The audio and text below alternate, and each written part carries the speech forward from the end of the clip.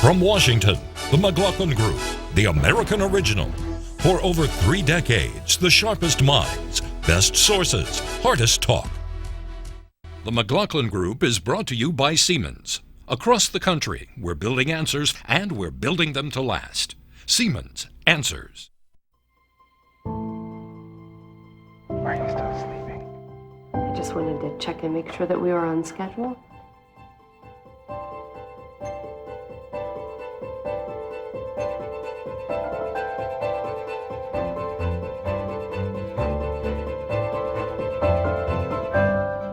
The first technology of its kind Mom and Dad, I have great news. is now providing answers families need. Siemens Answers.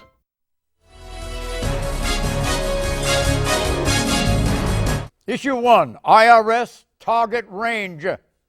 Today, Secretary Lew took the first step by requesting and accepting the resignation of the acting commissioner of the IRS.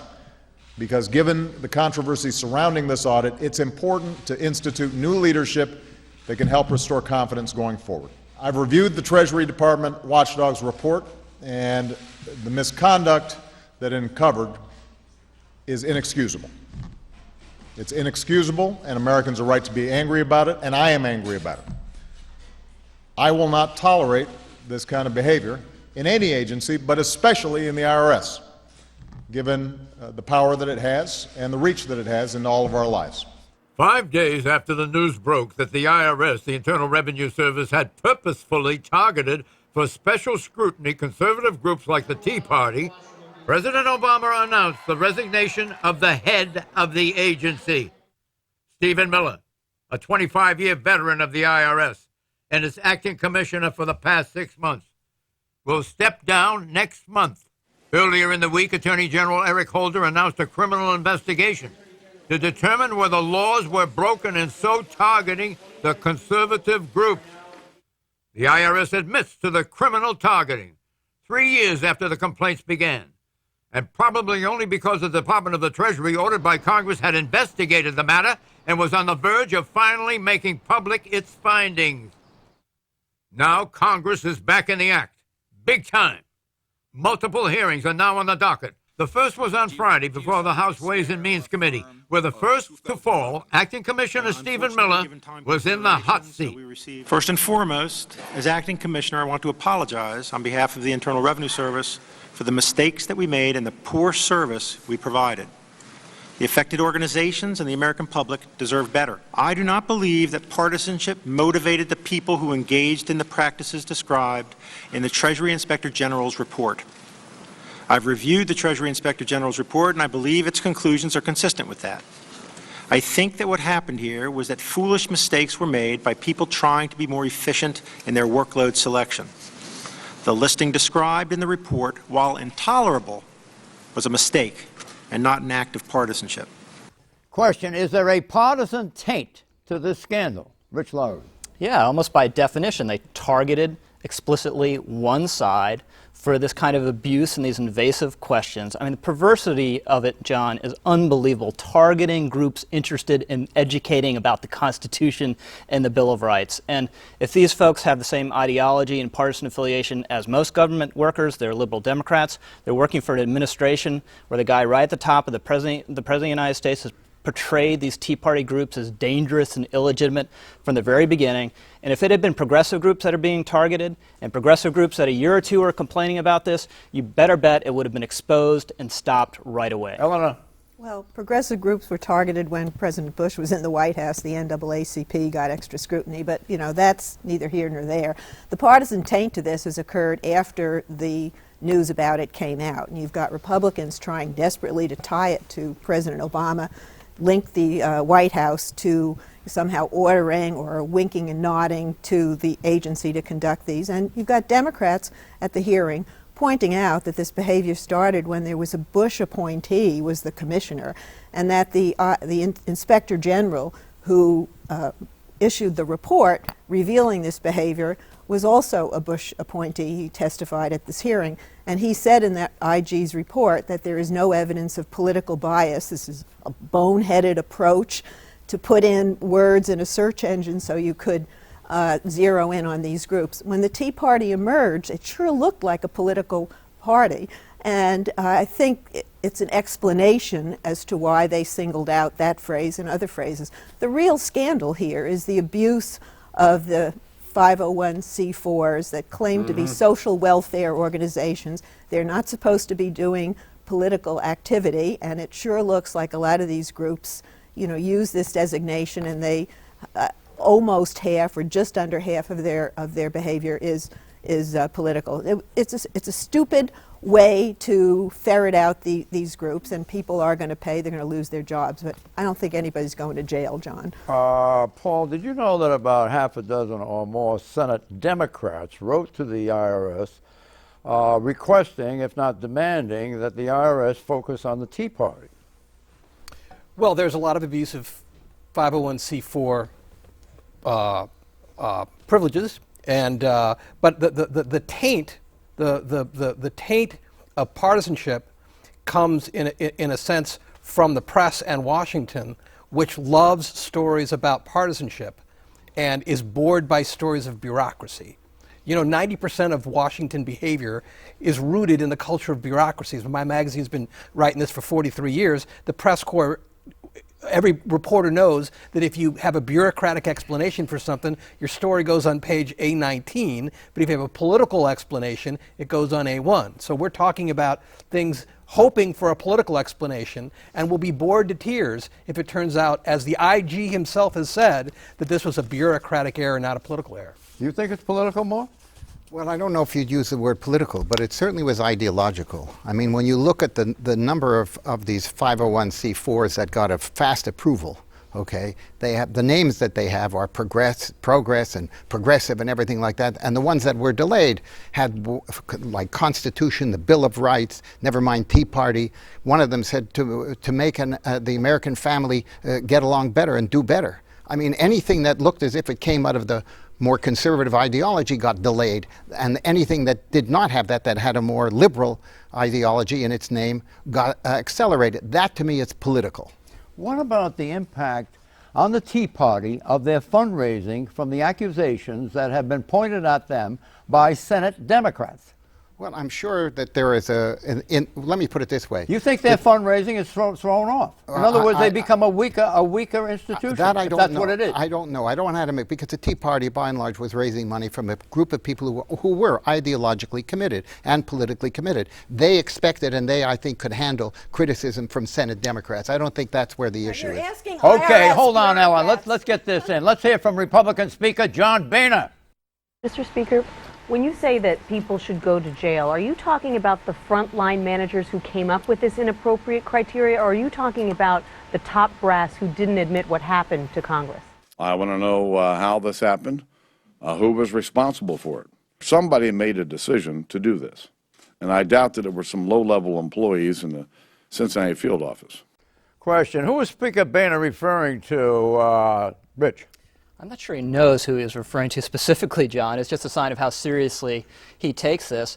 And he's right to have a huge element of skepticism, because what we heard initially is all Cincinnati, the higher-up people didn't know about it, and those assurances were false. And now we need to learn what other assurances we're given right now are false, and we need to learn about it under oath. Yeah, let the facts go where they may. But it does look like you had some mid-level bureaucrats who did this, and their names are going to come out. They're protected by the civil service. You only have two political appointees in the IRS. This is really nobody to fire. There's no evidence that this is necessarily illegal. This is inappropriate. Oh, you don't think they hid it from Congress? They hid it from Congress. They would not answer it. They would not. They were asked about it, and they wouldn't say. I don't know that hiding something from Congress is illegal either. Well, it might not be illegal. It is wrong. How about making false statements to Congress? Right. How about conspiracy, depriving Americans of their civil liberties, namely the Tea Party? How about the Hatch Act, forbidding civil servants from engaging in political activity for starters?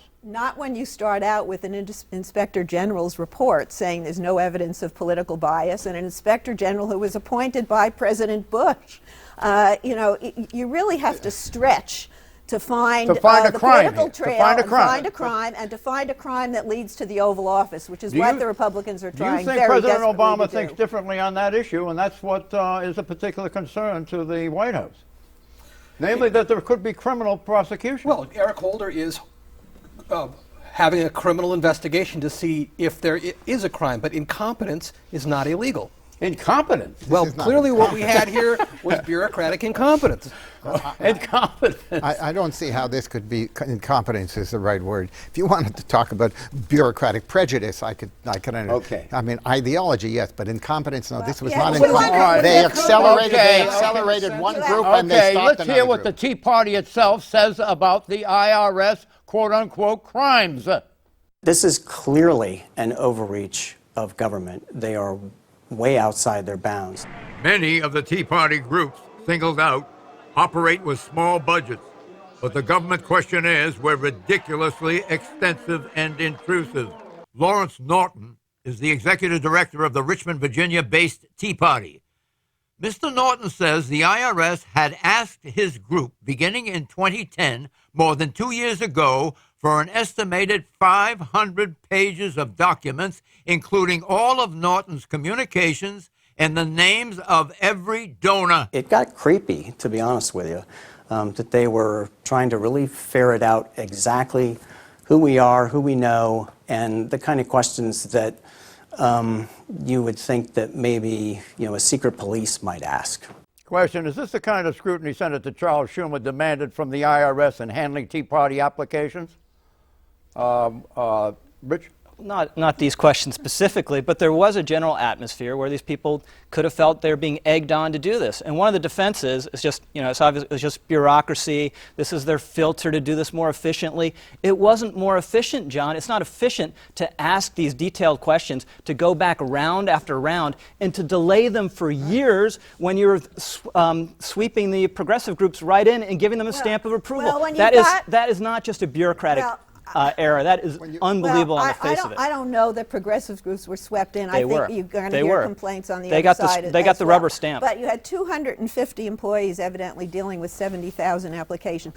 They don't necessarily. They shouldn't have the discretion to make these decisions based on these vague deadlines. How do you decide what's political and what's educational? Frankly, a lot of this looks political to me. I think they ought to do away with this whole tax exemption, left and right. I think it's a scam. They're getting a beneficial tax treatment from the federal government to conduct political activity that they're disguising as social welfare. They wanted to be under Section 501c4 of the tax code based on activities such as citizen participation or voter education.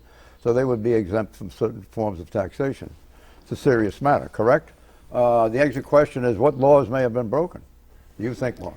I don't know what the laws are, but there has to be some law that must have required that they act reasonably and fairly and judiciously. That is, you give both sides the same treatment. If you are asking, are members of your family going to run for political office, and you're only asking them of some people, those are the ones that you give the green light to, and the other ones you hold back. There's something wrong with that. I don't know if it's criminal, but it should be. In comparison to the Tea Party, you've got Bus for Progress, a New Jersey nonprofit. They got their IRS approval for a social welfare group, and they got their tax exemption. You got another group, Missourians Organizing for Reform and Empowerment, another liberal group. They got their exemption. Right. You got Progress Florida. They got their exemption. Right. So isn't it clear? Isn't there a clear? It was clear. All the ones that said exemptions too. A lot of them. Wait a minute. I want to hear from you. I don't believe a single conservative group was denied. Well, we have the Tea Party. John, some of them got denied, but some of them kept them waiting for 3 years. Yeah, sure. You've got to get the political implications here. 49% of the money could have been spent on political campaigns. Okay. Yes. So the ones that were clearly going to be on the conservative side were held up. The ones on the liberal side were approved. So it has a political dimension to it as well, in terms of a lot of people gave their money to these because they were anonymous. You didn't have to know who gave the money to them, and their money therefore could be used in the political campaigns. The money from the conservative side was held back, and on the liberal programs that were put forward. There was so much money in the last campaign, Mort, that whatever was held up here, I think, isn't going to make a tinkle's worth of difference. Yeah, maybe not to you. It's a matter of the Constitution and free political activity, and some of these conservative groups have not been approved yet. And USA Today, straight down the middle news organization, did an extensive analysis and found all the progressive groups were cleared almost immediately when the conservative Liberals, and the yes. Tea Party Conservatives, no. Issue 2. AP. PO'd? Mr. Chairman, I don't know what happened there with the interaction between the AP and the Justice Department. I was recused from the case. The AP is one of the world's largest newswire services and the nation's primary news source. 2 months of AP phone records from April and May 2012, a year ago, were subpoenaed and secretly seized by the Department of Justice, including AP office phone lines, AP employee home phone lines, and AP employee cell phone lines. The record sweep was to find out who in the government had leaked to the AP the details of a plot to blow up a U.S. airliner by an al-Qaeda-affiliated group in Yemen. The plot was foiled by the CIA. On Monday of this week, the AP blasted the feds over the probe. Quote, "There can be no possible justification for such an overbroad collection of the telephone communications of the Associated Press and its reporters.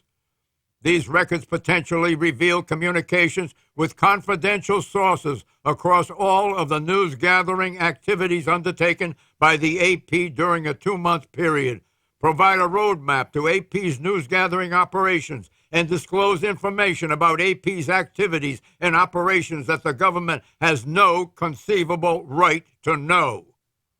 We regard this action by the Department of Justice as a serious interference with AP constitutional rights to gather and report the news."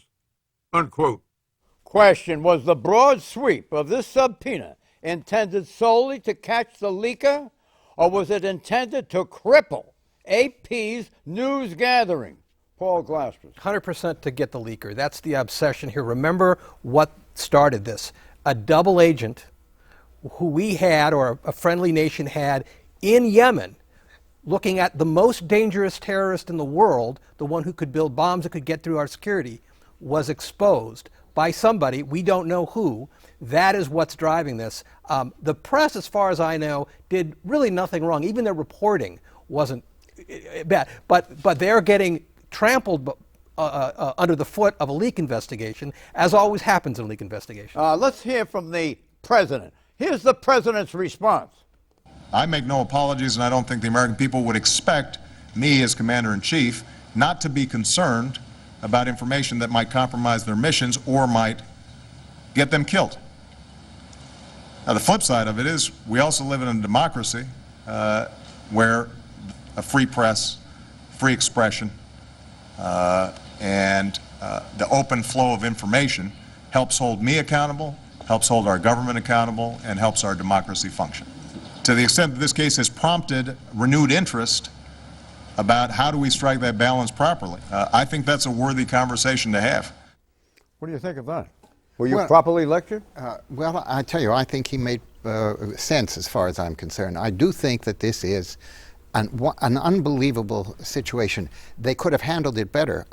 To my mind, the Justice Department was absolutely entitled to go after whatever source was that blew this guy's cover. It was an al-Qaeda reference in Yemen, and a very, very critical man. It was a critical piece of intelligence that we had, and somehow or other it got leaked. That is something the government has to pursue. The AP apparently is now bleeding. You know why it's bleeding? Because the contacts that they had used are now freezing. They don't want to they don't want to expose themselves because of the dangers involved. Do you understand that? I understand that, but I also think the president made sense, and this subpoena may have been overbroad, but the principle that it's not okay just to traffic and illegally obtain classified information is correct. But the press's reaction, John, is so instructive. When there's the slightest potential infringement on the First Amendment, they go crazy, understandably, but they treat the NRA as if it's paranoid and nuts when it reacts the same way about the Second Amendment, and they treat the Tea Party the same way when it cares about all the amendments in the Constitution. The AP the head of the AP says that it's quote-unquote deeply damaging. Well, it You has a believe him chill- or don't you believe him? This has a chilling effect, suspect which it's is why it has exaggerated. a chilling effect on sources, which is why journalists fight it. But you know, the White House has their side. I think it's a legitimate side. My instinct is to side with the journalists, but I have to listen to the president on this one. And the Justice Department was operating legally within the Patriot Act, and now the White House is apparently backing a shield law for the media in Congress, and that's a worthy thing to have. Remember, the Republicans have been crying for this leak investigation. That's right, because they said the administration leaked this themselves to make the president look good during the election. Question, would President Obama be equally likely to support a sweeping subpoena of his own staff and his own re-election campaign staff with their phone records to probe for any of their possible collusion with the IRS to intimidate his political foes? That's a silly ideological rant that really doesn't even deserve an answer. I thought it was a good question, The answer John. is no. You're sincere? No, I'm going to go out on a limb and say I think not as well. I'm going to agree with Eleanor. They would not support any sweeping subpoena of their own people. Although the press, in some respects, is their own people.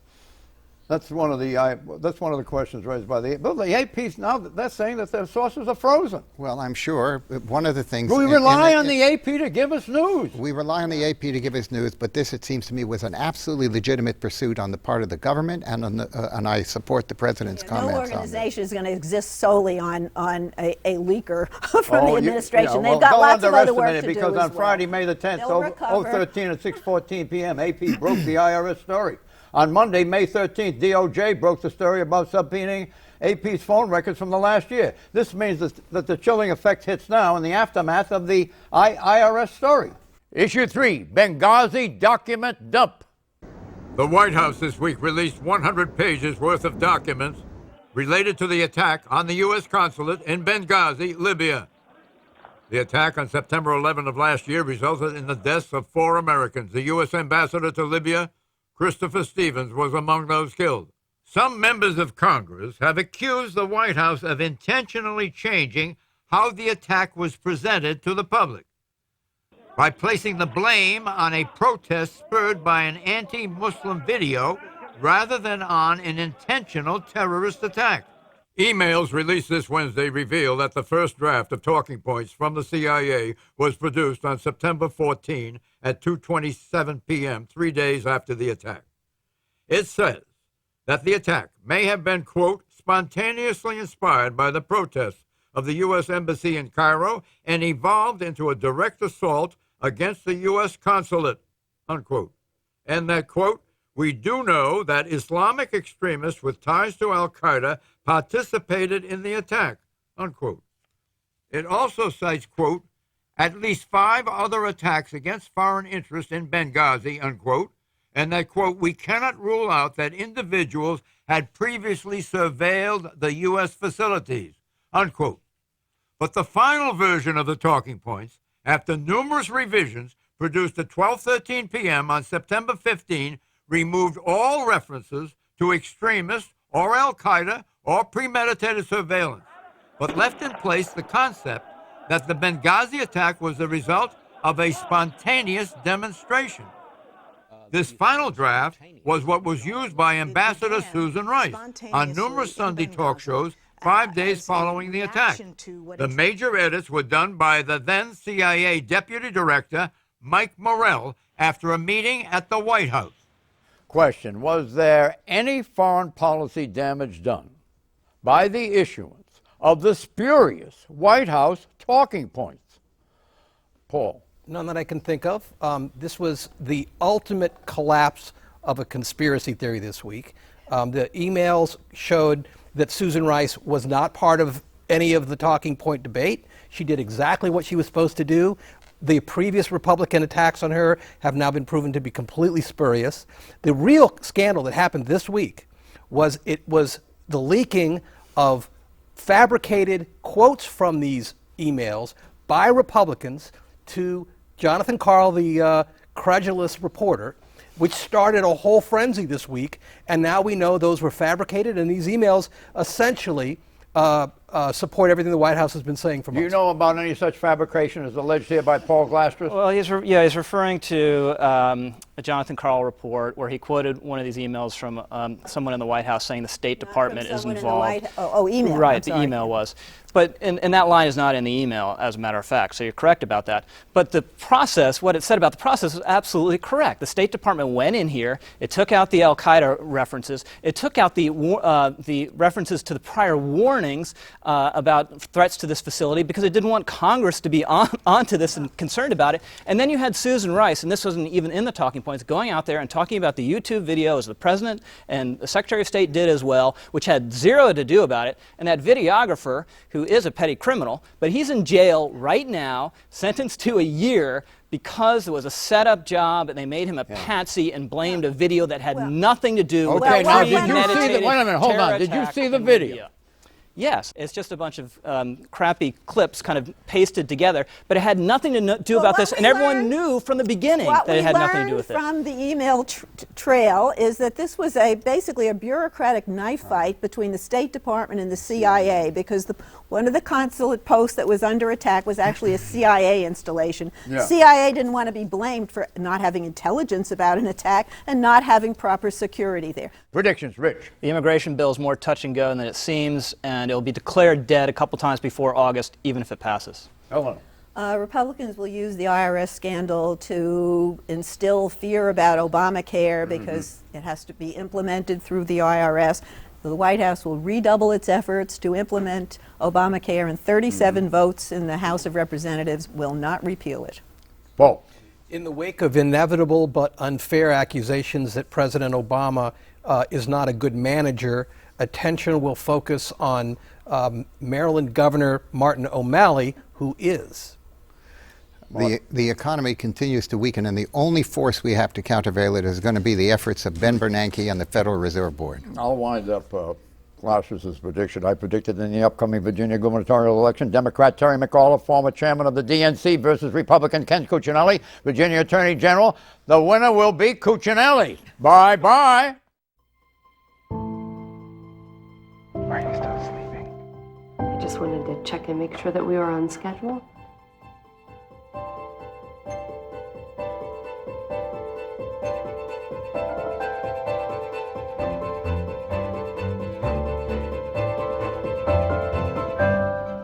The first technology of its kind Mom and Dad, I have great news. is now providing answers families need. Siemens. Answers.